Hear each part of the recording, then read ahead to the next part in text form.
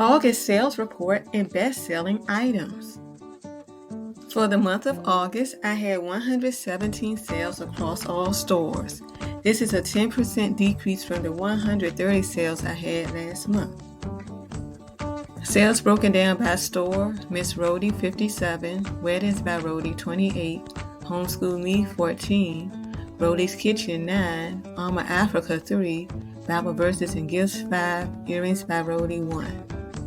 Best-selling items. My Best Grandpa Ever family photo t-shirt was my best-selling item for the month of August. In second place was my Best Dad Ever photo t-shirt. A new entry in third place was my Rosh Hashanah sunflower greeting card.